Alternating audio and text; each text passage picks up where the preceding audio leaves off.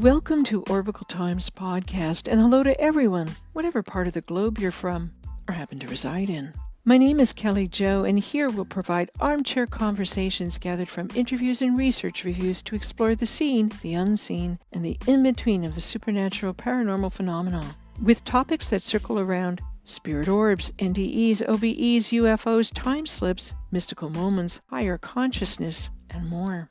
I hope that this cast will be our meeting place and judge-free zone where we can explore, learn, and grow through the telling of. This cast will be launched on a monthly basis or a bi-weekly schedule whenever I'm able to make contact with those in the know for their telling of. Speaking of those in the know and the telling of, have you had mystical moments or other supernatural paranormal experiences? Care to share on this cast? Then consider stepping into the light with your telling of, or send in your monologue for me to read on this podcast. Simply email orbicletimespodcast@gmail.com for a chance to contribute to this cast. I felt an undeniable presence to my right side. I said, "Who are you?" It was put into my head, "I'm Jeffrey. I'm your guide. I've been with you." I said, "Jeffrey?" Oh, I said, "Oh, man." So I can't call you Jeffrey. That's the Toys R Us giraffe. I said, "Can I call you John?" And I said, "Jeffrey," I said, how many times have I been here? How many times have I died?" And the number was instantly put into my head. He says, "You've died over 3,200 times. In this episode, I'm joined by Jason Janas for his semi-abridged telling of his April 2020 NDE, followed by some of his post-NDE insights, practices, and happenings, which circle around meditation to manifestation. And we touch on his first hand, or is that hands, account of a divine surgical intervention. And who really is that seemingly benevolent celestial chameleon of a being that has dropped into and out of Jason's waking hours? Side note, we experienced some technical high strangeness, so apologies for the sound and my heavy breathing, which may have been a result of my hand unknowingly at the time being broken, now in a cast. And so, without further ado, let's get on with this interview. And a warm welcome to you, Jason, and thank you for stepping into this space for your telling of. Well, thank you for having me here. I'm deeply honored, and thank you. If you would like to begin with the events that circle around your NDE, and you can take as long as you need, and begin where you wish. All right. So, back in 2020, we're going to go back a few years. So it's like the end of March, beginning of April. I became very, very sick. I came home from work on April 2nd and made myself a sandwich for dinner. I really wasn't in the mood for a big meal. So I'm just making an egg and bagel sandwich. And I sat down and started watching TV. And then I took a bite, I swallowed. And then I went to take another bite, and all of a sudden I just I threw up in my mouth. I know that's kind of gross, but it was like, oh my God, was that terrible? It was like, what was that taste, you know? And I swallowed, and I was like, I went to go take another bite, and then bright red blood just spewed out of my mouth. It covered my sandwich, plate, and then it just kept coming. And it was nonstop. And I'm like, now I'm starting to get scared. It's like, now the breathing has almost ceased. It was very labored. And it was wheezing, and I'm like, I got up and I ran to the kitchen, and I was like, it just popped into my head, FaceTime or get a hold of my ex-wife. My ex-wife is a nurse, an RN. So, I'm frantically trying to get a hold of her, and she finally answers, and she's like, "What do you want?" And I'm like, I need, and I threw up blood all over the phone, and the last thing I remember was her saying, "Jason." And I said, "I'm sorry, I'm going to go lay down." And she says, "Jason, if you lay down, you're going to die. Jason." And that's all I said, "I'm tired. I can't breathe. I need to go lay down." And the last words I heard from her were, "You will die if you lay down." And, I said, I have to go. And that's all I remember. Next thing I know, I wake up in the hospital, in the ICU room. It's dark. I have a myriad of people around me. I can't talk. I have a tube in my throat.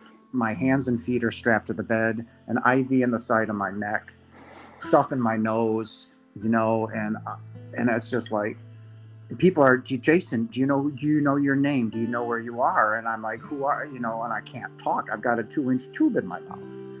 And, and I'm like, they're asking me these questions, but it didn't matter, because the only thing that mattered was up in the left-hand corner of the room. And people ask me this, well, if you're in an ICU room, ICU rooms don't have TVs. Well, the ICU back then was full of people. They put me in the infectious disease ward, because the ICU was full up, so up in the corner was a TV, but there was somebody there, and I tried to look through all the doctors and stuff, but there was an undeniable presence of overwhelming comfort and peace and love. And there was it never moved. It never faltered. It never wavered. And I don't want to get too much into it, because, my NDE is out there. People can, go watch it on my YouTube and other interviews, but there was somebody in the corner of that room right there. And it was an undeniable presence for the month that I was in the ICU. Oh, I'm sorry to interrupt. So it was there, that energy, you felt that for your duration of your stay there. Correct. It never moved. It never faltered. It never wavered. And that was just an undeniable presence that the only way I can describe it to you is like,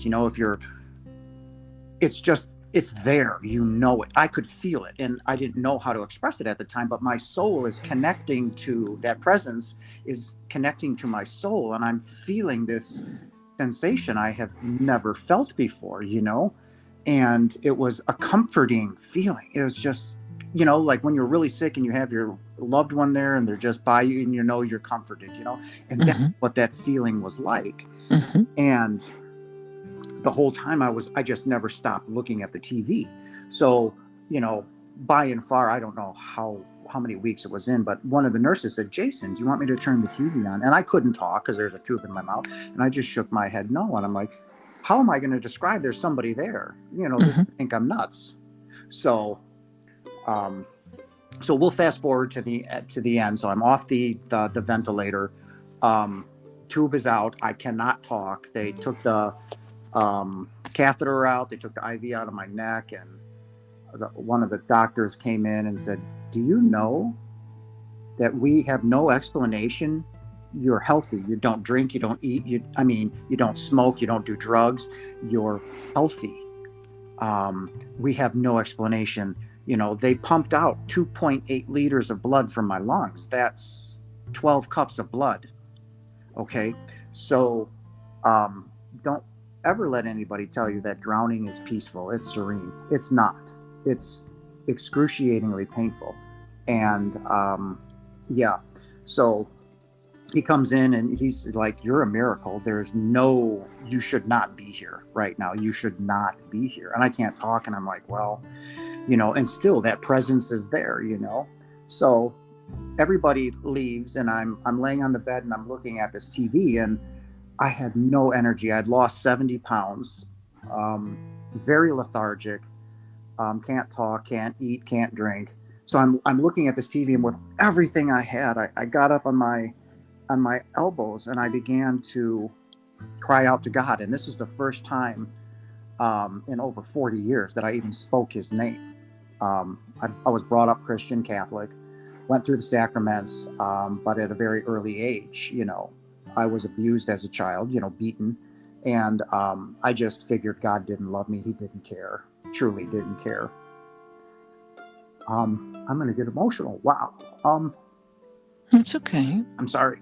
Don't be sorry. Emotions of that day. Don't be sorry. So, do you think that you're getting emotional? Like it was after you mentioned about the abuse? Because when I'm talking about the abuse, but I'm also knowing what's coming, when I cried out to God. So that's what I'm getting emotional for. Okay. So we'll fast forward. So I haven't spoken his name since it was 1979. So I was like 8-9 years old. And I quit going to church. I quit having anything to do with Catholicism, or I didn't stop believing, but I didn't have a relationship with God or Jesus or the non-physical. So now with this presence is there and I'm feeling it so strongly, and there was no one in my room. It was a beautiful sunny day. It was late in the afternoon, like 3 or 4. Mm-hmm. And I got up on my elbows and I'm shaking uncontrollably. And here it comes. I'm going to get emotional. So I cried out to God. I said, please don't let me die. I'm sorry, I'm emotional. I said, please. Do you need to take a moment? No, you're fine. And I said, Okay. please don't let me die. I said, I love you. I said, I'm sorry I abandoned you. I never stopped believing. And I said, but please let me see my children again. Please let me see my daughters. I said, I love my children. Please don't take them from me. And and then there was somebody in my life who impacted me greatly, who I love. I won't mention her name, but I said, please don't take her from me, please. I said, please, even if we never see each other again, just knowing she is on this earth with me is, and I went into detail about my emotions and feelings for her. And then in that moment, I was inundated with this love. I was above my body. I was now even with the TV. I was at the top of the ceiling. And I could see everything around me instantly. I could see what was behind me, the whole ICU room. The grass, the colors, I could see their souls. I could feel their love. And I could feel everything. And I was inundated with this love that was just not of this earth and this light. And I know who was standing in the corner of the room was God. And I was being held in a place that I shouldn't have been. And I can't tell you how long that was. It could have been 5 minutes, 15 hours. I have no clue. Time just does not exist. And I was assured and given everything that has ever taken place in the universe. I knew everything, everyone. I was one with everything. Jesus showed up. His love for me was just if not more. And I felt 2 hands. No words were ever spoken. I just immediately knew who they were. And 2 hands were put on my chest by Yeshua or Jesus, and he pushed my soul back into my body, and then I was pushed back onto the bed. And I don't want to be pushed like I was ramrodded or railroaded, and it was very gentle and loving and warm, and I was instantly asleep. Woke up, that presence was gone, and 2 years of utter depression. And I mean utter depression. I mean, I went from this beautiful state of oneness and bliss and knowing, and I came back into this physical realm of pain, of non-love, of, even though that's not the case, it was my physical mind trying to make sense of what happened. I didn't know what happened to me. I had no clue what just happened to me. I was like, I couldn't talk to anybody. I didn't know who to talk to because I'm alone. So who could I talk to? So finally, a few months later, I hear this voice in my head, and I'm like, what does this mean? And I'm walking back and forth. Now it's months after my NDE. I'm struggling hard, and I said, you picked the wrong person, okay? And I'm struggling, and I said, you picked the wrong person. And I'm in my bedroom, and I said, you should have picked a pope, you should have picked a bishop, somebody worthy of what I just experienced. It was as clear as I'm talking to you, and it was, when I said that, you should have picked somebody worthy, and God spoke to me, and he says, why not? You are my son. And it was in that moment that I dropped to my knees, and I surrendered. And I don't know how I came up with this, or how I said it. I have never said anything like this in my life. And I put my hands up and I said, all that I am you. Because that presence was me. It was God. We are all God. And I merged with myself and became everything that ever was. And when you look in this physical realm that we're in, none of this is real. So I was trying to make sense of the game, and it was so hard to try to fit in when you see everybody laughing and drinking and going out and partying and this and that. And here I'm struggling to make sense of what am I? And I started doing research. We're going to fast forward 2 years later. It's March of 22. And I got up out of my bed. I was very emotional that morning too. And I said, you gave me this great gift. You've given me this knowledge, and more information keeps coming through. And I said, you gave me this great gift, but why did you keep me in the hospital room? Why couldn't I come home? Why did I stay there? Why couldn't I go through the tunnel? Why couldn't I see the beautiful bright light? And so I went from my bedroom, and I was just depressed, and I came here. I laid down on the couch and grabbed the blanket, but as soon as my head hit the pillow, I was ripped out of my body at the speed of light. And I mean, the speed of my apartment vanished, earth vanished. I entered the void, and I'm in this pitch black tunnel. It is exactly that, void of everything. And I'm traveling through this tunnel at the speed of light. And then all of a sudden, like this grayish white light started to permeate through. And I'm starting to feel the unconditional love again. And then way off in the distance, I cannot tell you how far, it was just an immense distance away, was this like 1/4-inch sliver of white light. This white, out of all this utter blackness, was this beautiful sliver of white light. And I'm heading right to it at the speed of light. And I just feel unconditional love. And then, in my thoughts, I was like, I'm going home. He heard me. Father's listening to me. I call God Father, and I'll explain it in a minute. And at first, for a while, it was just a little sliver of light. And then it just became bigger, like 2 inches, 3 inches. And then as I'm traveling, and again, time does not exist in the non-physical. I could have been there 5 hours, 10 minutes, I don't know. But all of a sudden, this white light is getting bigger. And then finally, the void is gone. It is nothing but I have never seen a white as pure, as beautiful and innocent as this light. And it was, again, home. And I'm getting so close now that it is just all around me. It is everything. And as I'm getting there, and I mean, I was a nose hair away. And had I crossed that threshold into that light, my body would have instantly died on the couch. So I got right up to it. And I mean, right up to that light. And then I was thrown back into my body. And I was jolted up, and I'm back in my apartment. I'm back on the couch, and I was like, what is happening to me? Okay, what is going on? I mean, God is actually listening to everything I'm saying. I was like, what is happening to me? So we're going to fast forward again, So now it's November of 2022. I am at this job. I'm all right. It's like 5 o'clock in the morning. And when I say this building, it's a 500,000 square foot building. Nobody was there yet. I was kind of like maintenance and doing that kind of stuff work. So I'm coming around a corner, and there's all doors. They're all locked, right? So I turn around. There's nobody in the building. And I turn around. There's somebody standing in front of me. And I jumped, and I'm like, whoa, where did you come from? And he's dressed in ratty clothes, and he's got very nicely trimmed hair, very square jaw, nice, beard. And he's like, oh, I'm all filthy. And I'm like, where did you come from? You made no noise.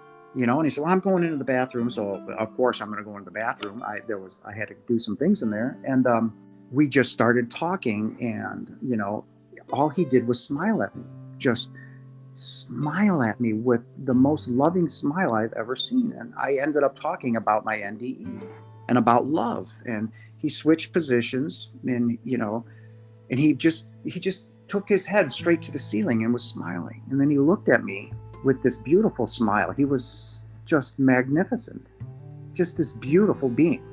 He shook out, he went to shake my hand, and I shook his hand. The strength within him was not of this world. I have never in my life felt strength like that. I mean, he could have literally crushed my hand into dust, the bones literally into dust. But yet it was gentle and loving, but it was the strength that just really shook me. And he says, your name is Jason, right? And I'm like, how do you know that? I never spoke my name to you. And I said, yes. He said, Jason, it was nice meeting you. And I'm just shocked. And he started walking away, and he looked back at me, and he looked over his shoulder, and he says, "I'll see you again soon." And then he walked out the door, and I grabbed my stuff and I went out to go to ask him his name, because I never knew his name. He never gave me his name, and he was gone. There was nobody there, and I'm like, okay. And now I'm feeling tired, and I'm like, what was that about? And I'm like, okay, what's going on? And I literally went upstairs, and I sat on this couch, and I fell asleep for a couple hours. Instantly, I was just tired. I'm like, who is that? And it took me about a week, and I'm like, oh my gosh. I said, that was Archangel Michael. And I just knew who it was, and I started looking up images of Archangel Michael, and sure enough, it wasn't in gold and holding a sword or any of that. He came to me as a normal, everyday person in everyday clothes, work clothes, and it was a brief, maybe 10, 15 minute encounter while I talked about my experience. And then he was gone. I mean, gone. There was no sound, no doors closing. I was literally 3 seconds behind him. There was nowhere for him to go. All the doors were locked, and there was a long hallway. There was nobody, no sound, no smell. And I was like, okay. So now we'll fast forward to this year. In March, I had gone out for sushi with, I was beginning to get into the dating scene again. I was iffy about it, but we went out and had some sushi, and it was a nice date. We had come out, and there was somebody again sitting. There was a guy sitting by the back end of my Jeep, and she goes, "Who's that?" I go, "I have no idea." There's a bag, and he was wearing homeless clothes. Like, it was just old, like 70s clothes, just ratty and just old, but they weren't really filthy. They're just, yeah. And he walking up to the Jeep, and he's like, "Hi." And I'm like, "Hi." And she's getting freaked out. And I said, he goes, "You like video games, don't you?" And I'm like, I was like, "How does he know that?" I go, "Yeah."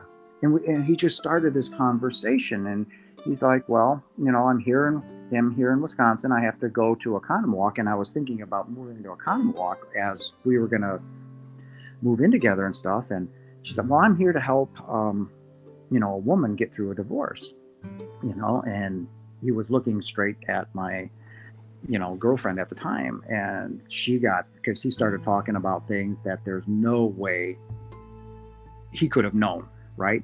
She got freaked out and ran into the car and locked the doors.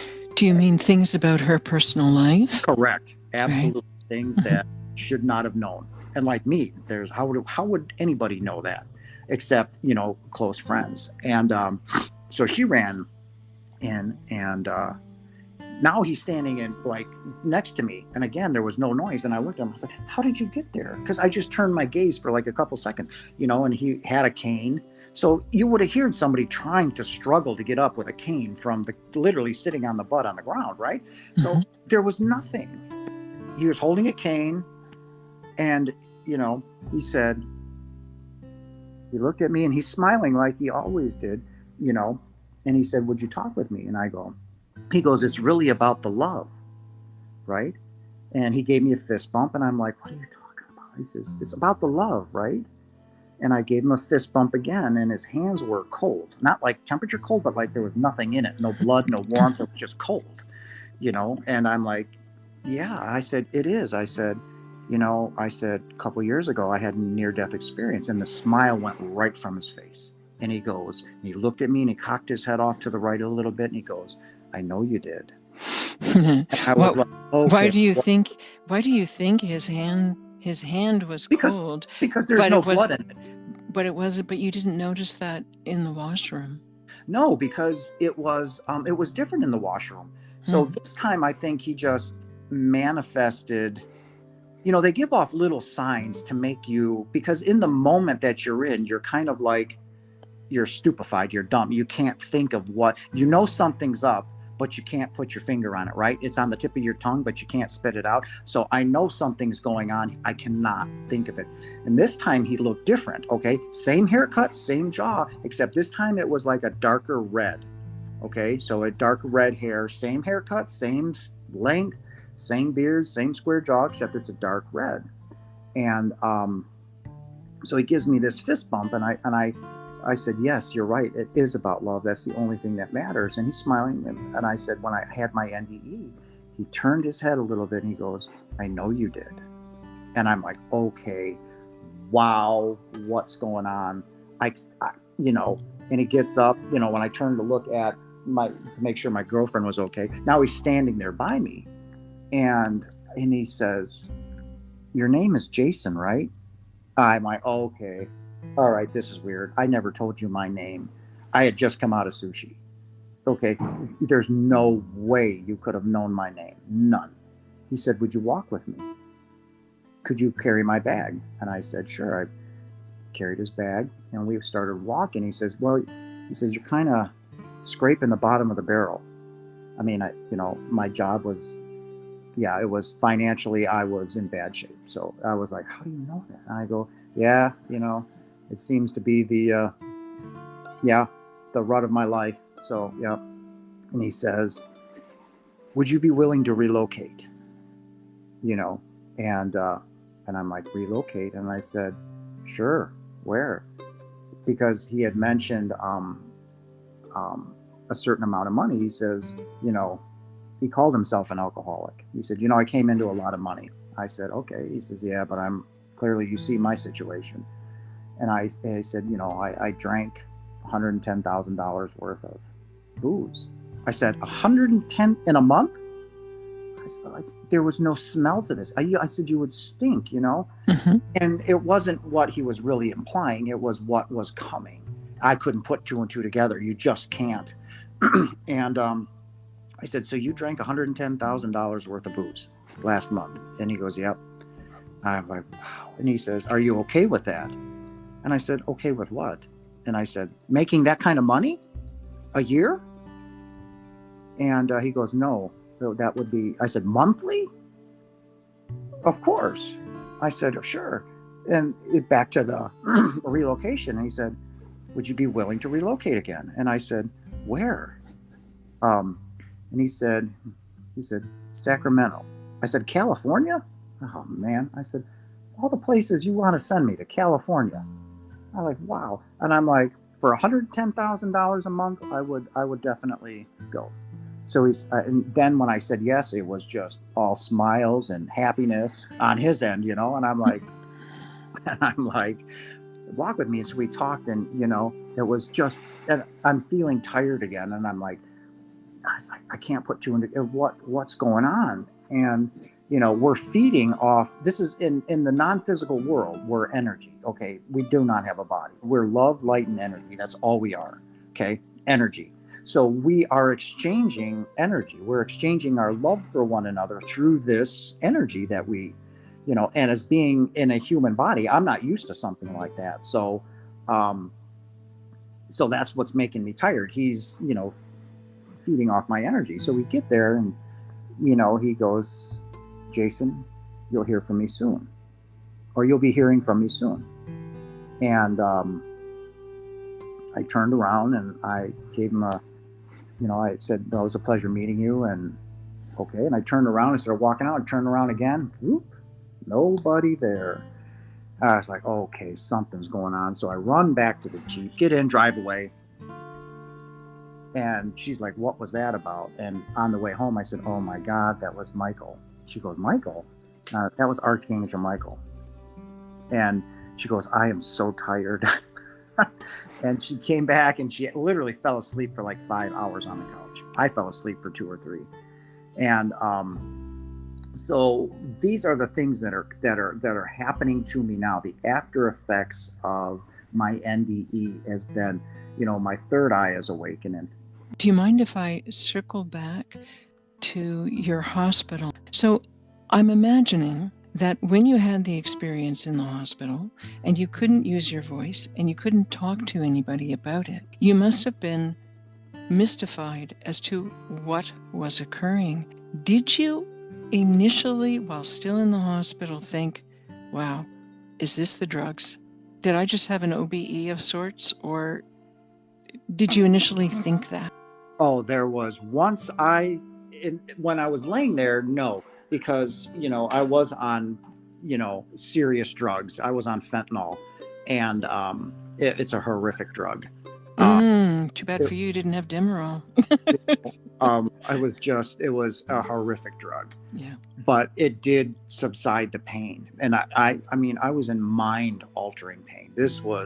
I have never, and I've experienced pain. I have never experienced pain like this. Yeah, it was excruciating. But when I left my body, when I cried out, and in that moment, I was pulled out of my body and up at the ceiling, I instantly knew who that was. Instantly. There was no question. I didn't question it. I knew who it was. That was God. Okay. Do you think that can be different? Can people that are intentionally having OBEs, aka astral projections, do you think that they can experience that same sort of, or those same sort of beings? No, it's a good question. That was my first out of body experience was then, but my second one, and I'll explain to you why it's different. So, I do believe, yes, it was February. I was on the couch. It was the night Damar Hamlin for the Buffalo Bills had the heart attack when he had that hit. So right when he had his heart attack, I had an out of body experience. I was just in the right zone. I felt electrified. Like I feel like most of the morning I was meditating today, and I felt my energy. I was starting to control it and move some of it. On that couch, I had left my body. I was on a beach. I could hear the ocean, and I could see something off in the distance. It was a bright sun, but there was a figure way out there.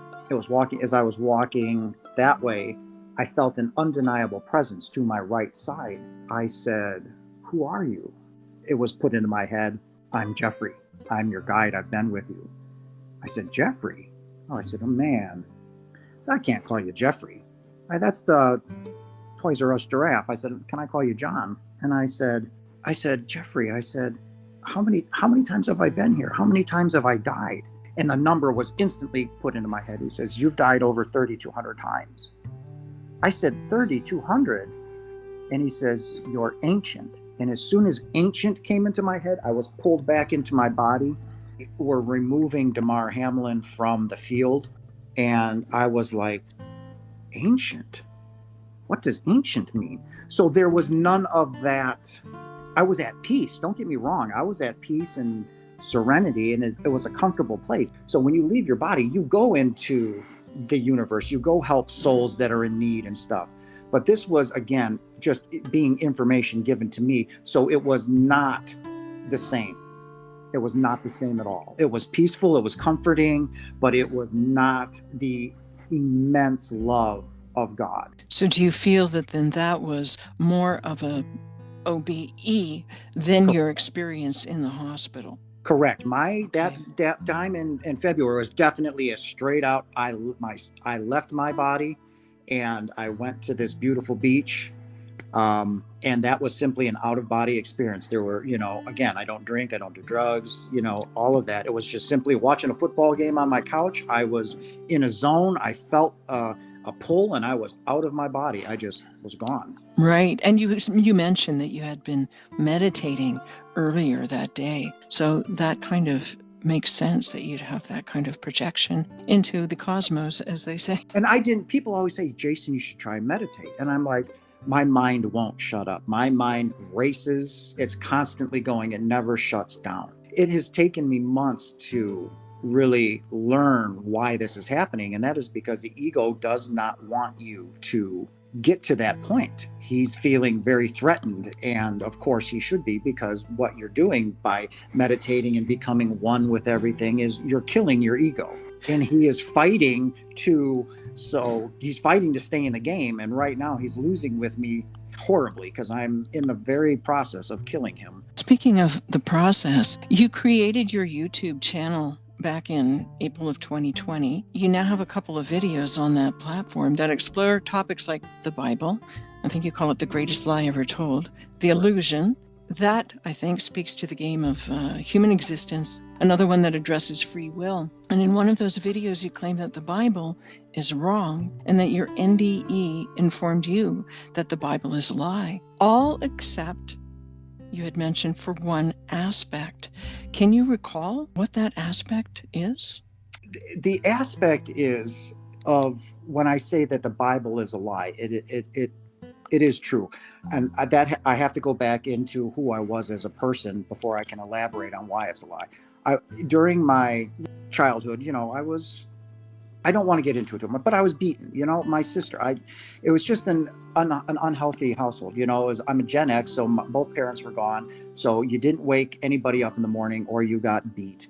So I became very self-sufficient, and I would get out and I would go do things. And then, I wasn't nice to people. I hurt people with, physical abuse. Then I hurt people with my words. I didn't care. I just really didn't care about your existence on this planet. I could care less. And it was just kind of became Jason's way. And I rolled into my first marriage that way. Very selfish, very demeaning, very meaning. Oh my God, mean. Same thing with the second marriage. My first wife had died, passed away. So in the second marriage, I was all about Jason. It doesn't matter about your needs or wants. I don't care. I wasn't a nice person. So in that moment in the hospital, in my head, because I've had bisexual experiences from a very early age, dabbled here and there, played, and I grew up Christian, grew up Catholic. I told you, went through all the sacraments. So I thought, like everybody else does, that the Bible was God's written word. It was his very breath. And I deliberately and maliciously went against it, didn't care. I knew I should have burned in hell for my bisexual experiences and all the things that I did and said. And to be in that moment, to being held by God and all that was given to me, I knew instantly I had done nothing wrong. I lived in fear my whole life because of that stupid book. When I said that the Bible is a lie, it is, because none of Jesus's true teachings are in there. His gospel, Mary Magdalene's, the book of Thomas, that show what Jesus was doing was deliberately left out. Because if you read the Bible, it just makes you feel guilty for even existing or breathing. And that is, apparently wrong.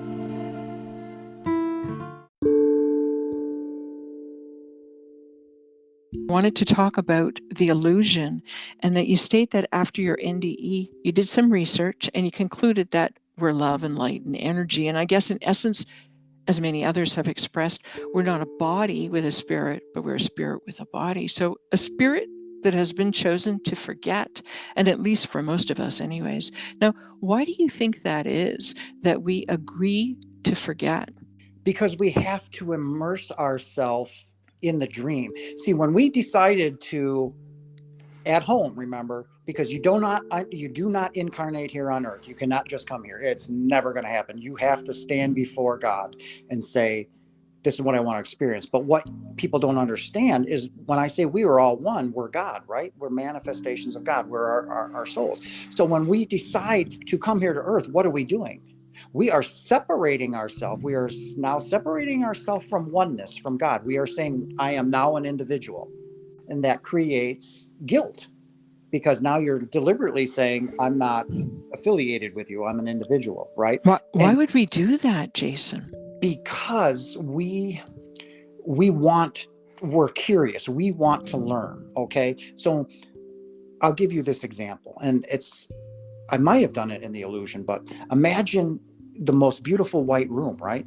The most beautiful white light you could ever see, little tinges of gold, but the most pure and innocent white. The ceiling is white, the floor is white, the walls are the same color white, right? Now you're in that room and you're the same color white. How do you know you're white? 3D world, this make-believe world, and we can experience things that we would never experience at home. What it's like to be punched, hit, stabbed, raped. So we come here to experience those things. Is our goal to climb the steps of heaven, to get into the higher realms. Not one realm is better than the other. There's just higher because there's more knowledge. So we come here to learn. So now we come here and we immerse ourselves in that. Now, when you make your contract with God, and you've heard it through many other NDEs, it's not your time yet. You still have things to do. So if we come from a place of love, my thoughts are, why, if you're coming from a place of love and light, and you return there and say it's all about love and light, that we wouldn't just stay in love and light. There are some souls that don't come here. We are not forced to come here, okay? It is our choice. We're like the special forces. We have the most experience in this 3D world. When we come here, we're not forced. We come here because we want those experiences. We want that knowledge. We want that understanding. If it's all about the experiences, I'm sure after 3,200, sorry, yeah, or maybe 1,000, maybe you'd be ascended master by then, but not necessarily. Anyways, after 3,200 lives here, okay, I get it. I should have had enough experiences by now. But another part of me then muses, is it just about the experiences, or is it about the way we handle those experiences? There you go. So when you come here, you cannot hide. Okay, you have to. Because like for this last few years, I've hidden. Like, I'm going to stay safe. I'm not going to date again. I'm not going to basically live my life. I've had this beautiful experience. Each time you incarnate, because you forget, right? So you may have to work on forgiveness, right? Or giving up the material world, right? Which I have. I have no desire for the material world anymore. I really don't care about money. I have to eat, but I hate it. I hate spending money. So, when my NDE took place, I realized my true purpose. My guidance system led me home. And I couldn't put two and two together right away. It took me a while. That's why my website went up. That is why my YouTube channel went up. You have to find your purpose when you come here.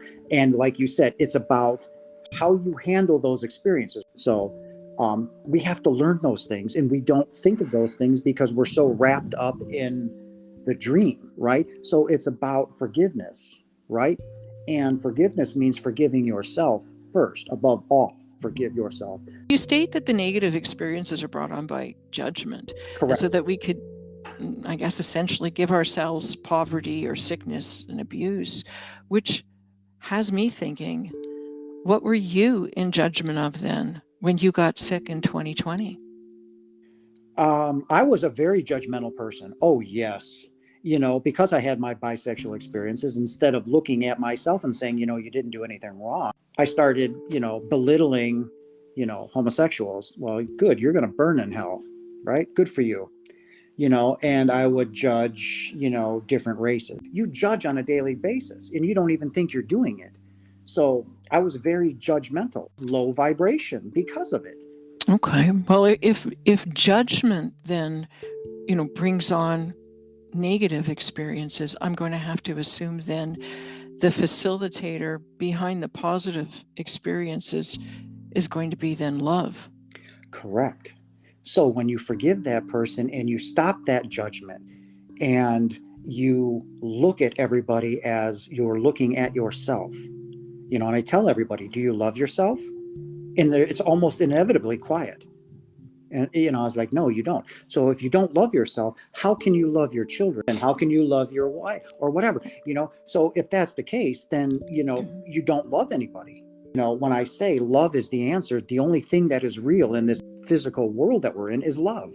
We project what we do onto the world. The world you see right now is the direct manifestation of our thoughts. Okay. All of us combined.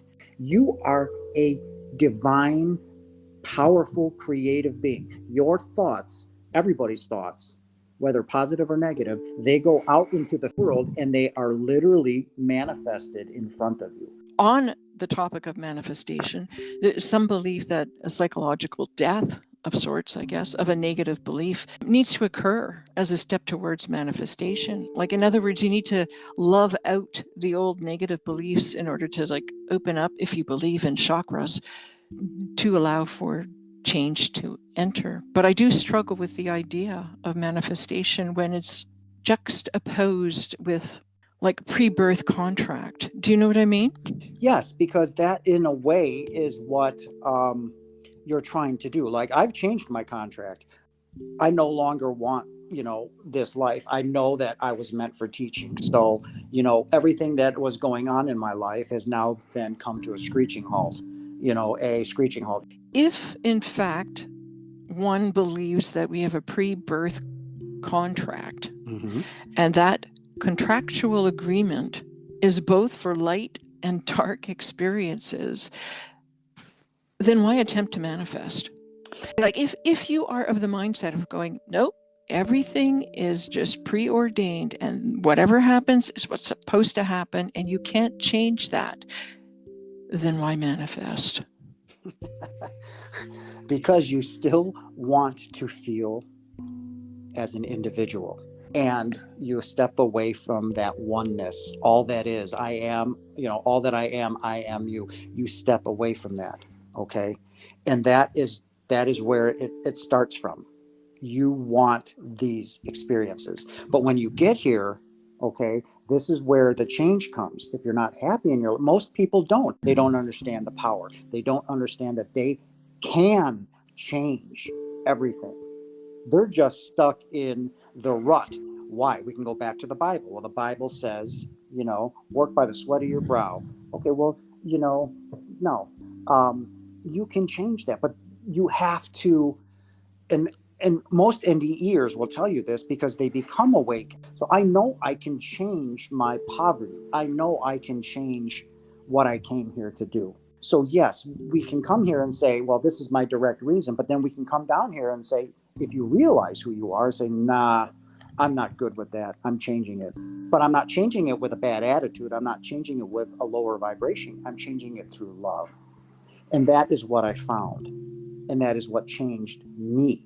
I am directly changing my contract. So yes, it is possible. And it's only possible through love.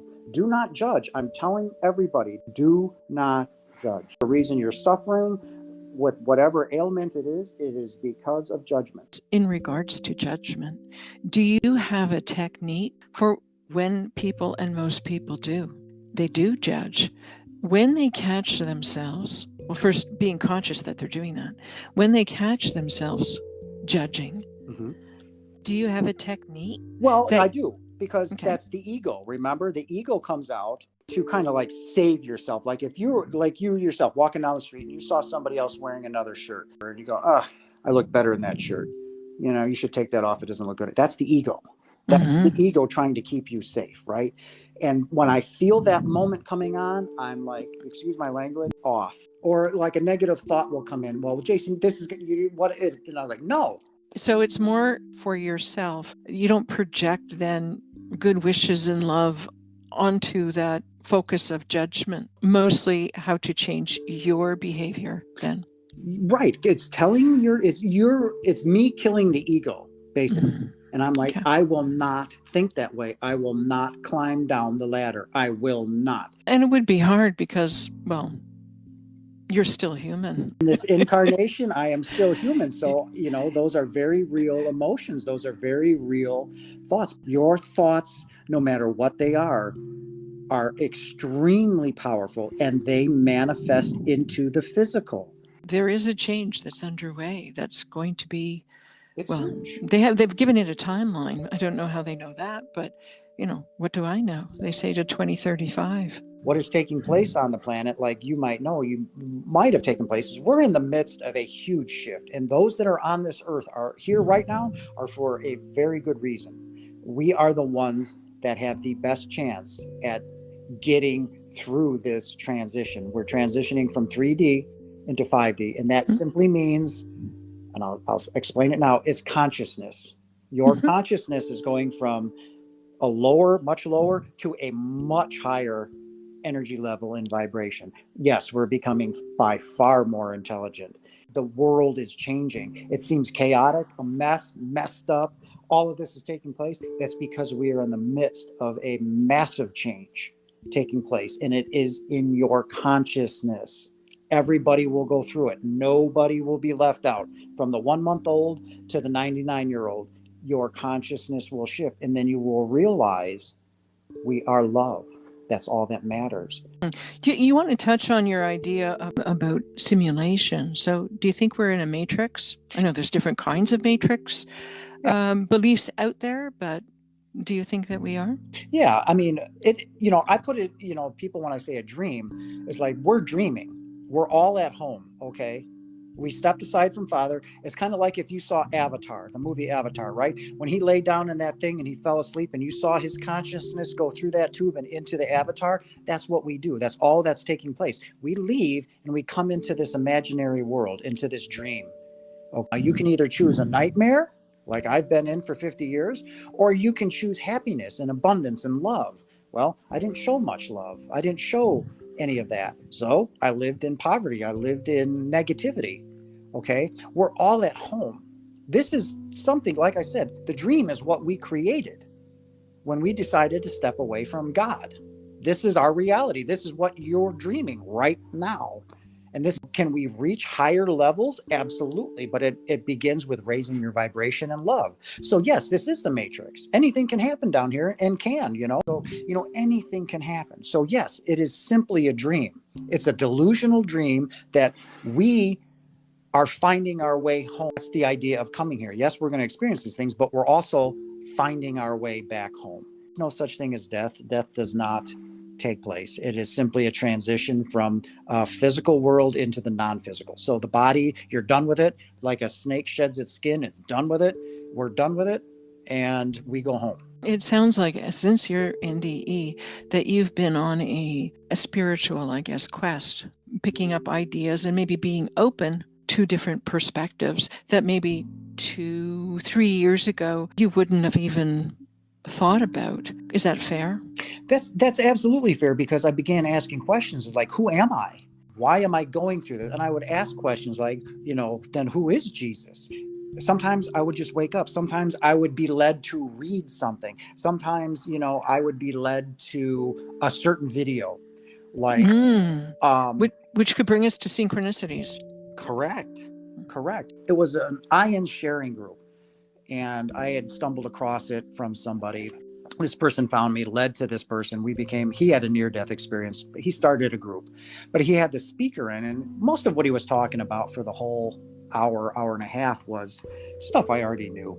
But then this profound question was answered, and he was like, I want all of you to know that you being here on this earth right now says a massive thing about you. And he says, the fact that you're even in this room tonight is not by chance. He said, there are trillions and trillions of souls that want to come to earth right now, that want to be a part of this transition, that want to help Mother Gaia, Earth, transition into a higher form of consciousness. Yes, the earth is alive, not just because of grass and trees. No, the earth has a soul. He said, the fact that you are here means that when it was time for you to incarnate, you had your contract, you stood before God with 2 other souls, okay? And God picked you to come. Said, no, you go. You have the most experience. And I was like, oh my God, there was the question answered. I was just blown away. All my meetings with Archangel Michael, all the experiences that I'm having, including the one that I just had here in August. I couldn't sleep. Do tell. Did you already tell that? No, I did not. No.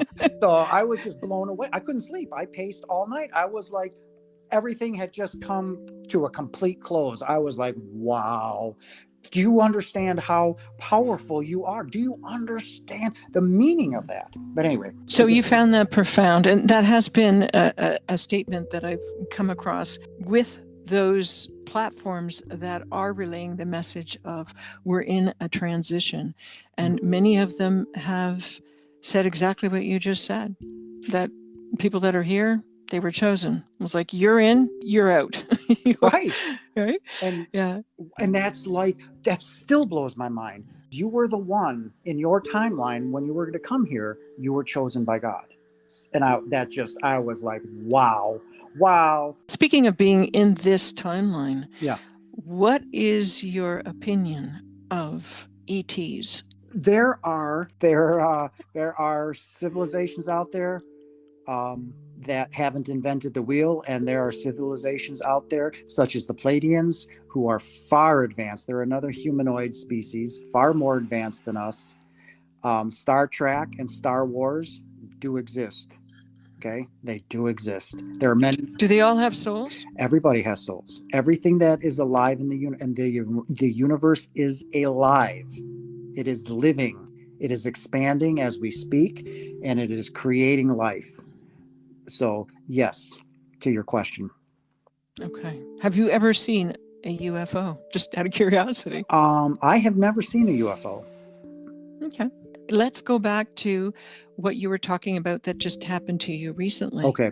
So, as I've been saying, since somebody, said, Jason, meditate. So, and, you can manifest a new life. You can change your contract. You can manifest everything. And I still struggle with this because my mind just doesn't want to shut down. So I'm learning how to control my mind and how and what comes in. I have learned to control my power. So we'll go into March. So I've been meditating for a while. And I was beginning, like I said, to get sick. I became very sick. And I'm like, what is going on? And I've been meditating and manifesting my new life.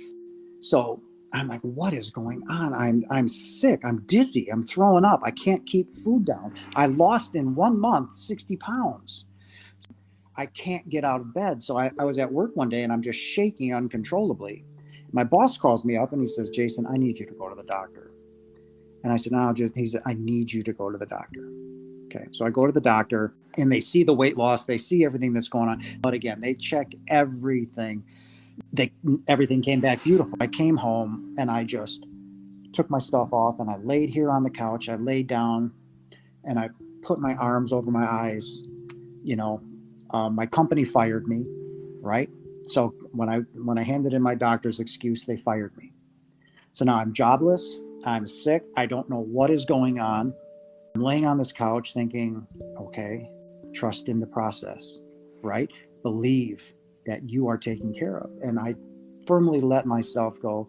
And I was starting to meditate. And then all of a sudden, this unbelievable sense of peace came over me. Just unbelievable and relaxed. And then I felt from the side of the couch, from the back of the couch, 2 hands reach into my stomach, wrist deep. And I felt them moving around for about a minute. Okay. They were just moving around in my stomach. Again, I was at complete peace. And then about a minute later, I felt the 2 hands just slowly retract and all the pain was gone. It was instantly gone. And by this time, I'm used to it now. So I was like, okay, divine intervention again, right? And instant pain gone. But the struggles became very real. I could not find a job in the field that I have worked in for 15, 20 years. I could not find a job. I applied to probably 15 jobs a day for 3 months. No job. Unemployment was a joke. I have an eviction notice as we speak. I just got a job. I started last Thursday. Finally got unemployment figured out. But it took 3 months. So what was happening? 2 things occurred that finally, I finally realized in September. I was like, wow, that was my transition into, or the beginning or middle or very close to the end of the transitioning into my 5D consciousness. As I was meditating and becoming good at it, I was changing my contract. The reason I couldn't find a job in my field was because I said no to it. This is not my life anymore, right? I'm manifesting that change, and it is literally taking place in front of me.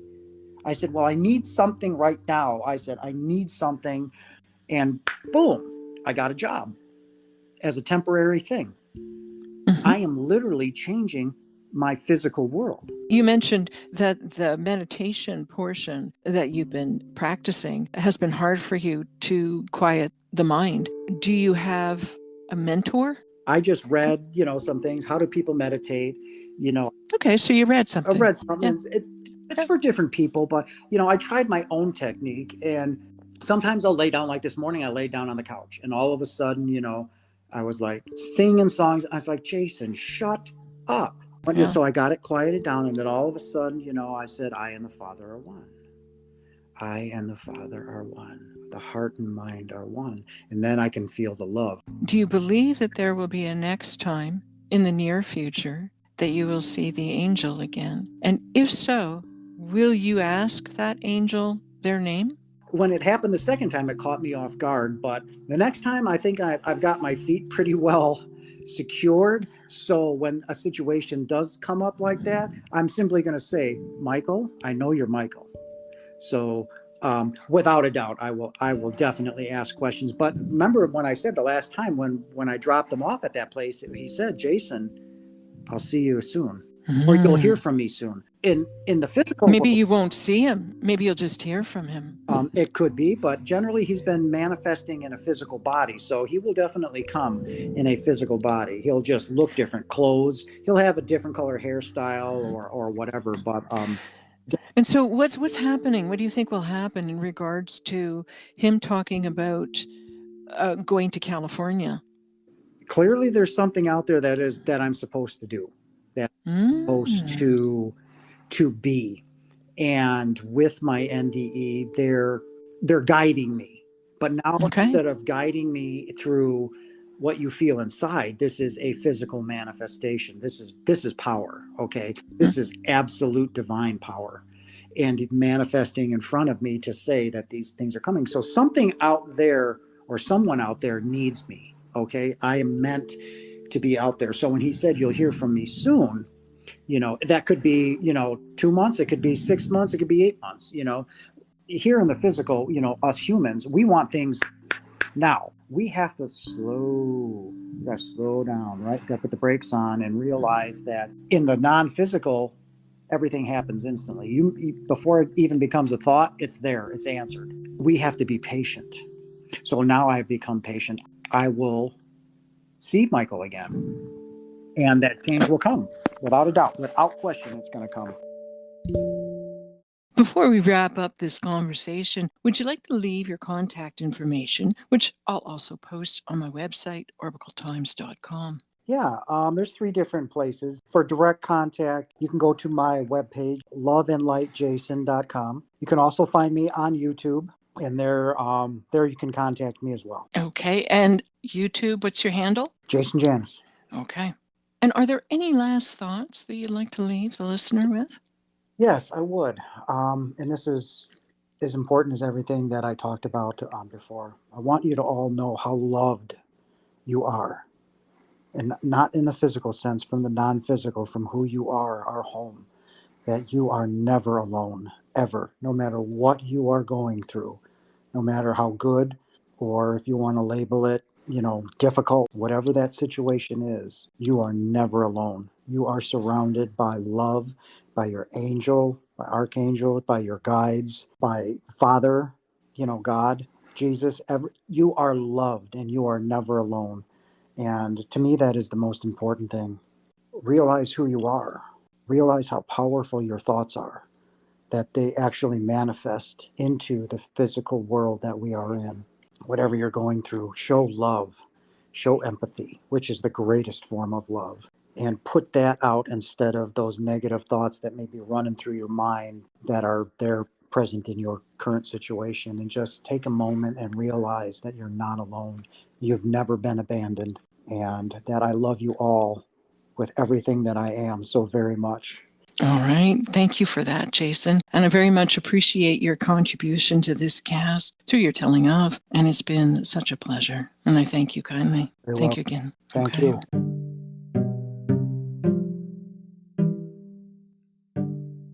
I would like to keep this cast a commercial-free zone. In light of that, please consider subscribing to my YouTube channels. All my orb videos are available by using the handle @Spirit Orbs Sightings, or visit my new channel with the handle @Orbicle Times Podcast.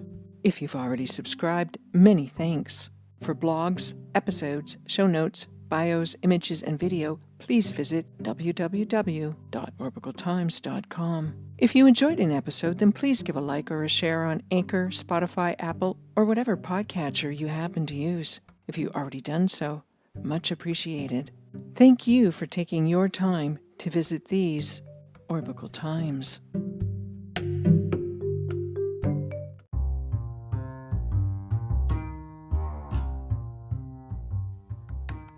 Orbicle Times Podcast is written, produced, edited, and hosted by me, Kelly Jo, at Studio Spare Room.